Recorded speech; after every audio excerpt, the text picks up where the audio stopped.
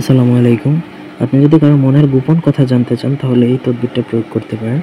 এটা সুলেমানি তদবির। এই তদবির প্রয়োগের ফলে যে কারো মনের গোপন কথা জানতে পারবেন। যদিও এটা জানা কিন্তু গুনাহ। একজনের মনের গোপন কথা আপনি জেনে ফেলবেন, তাতে অনেক সমস্যা হতে পারে।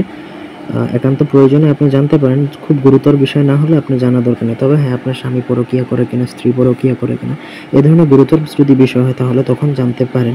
তো এটা অবশ্যই এইরকম পর্যায়ে গেলে, তা না হলে দরকার নেই। ব্যক্তিগত যেকোনো প্রয়োজন বা যেকোনো কাজের জন্য স্ক্রিনে দেওয়া নাম্বারে সরাসরি ফোনে, হোয়াটসঅ্যাপে বা ইমোতে যোগাযোগ করে যেকোনো কাজ করাতে পারবেন দেশে বা দেশের বাইরে থেকে।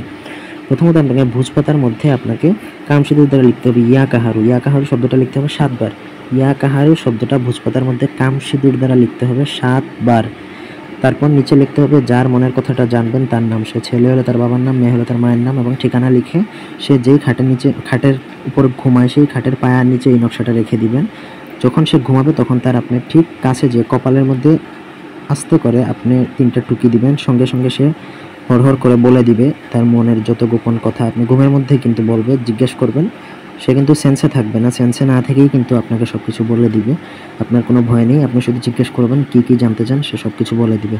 তবে এখানে কামসিঁদুরটা বাধ্যতামূলক। কামসিঁদুর ছাড়া কিন্তু কাজ হবে না। অরিজিনাল কামসিঁদুর না হলে এটা দ্বারা আপনি 1%ও রেজাল্ট পাবেন না। এটা এবং গুরুচাণ্ডালি প্রদান করে আমার থেকে অনুমতি নিতে হবে। আদারওয়াইজ এটা গুরুবিদ্যা, এটা থেকে আপনি কোনো ফলাফল আশা করবেন না। যদি আপনি ভালোভাবে নিয়মকানুন মেনে কাজ করেন তাহলেই এই অদ্ভুত অলৌকিক বিদ্যাটা আপনি আয়ত্ত করতে পারবেন। আশা করি বুঝাইতে পারছি।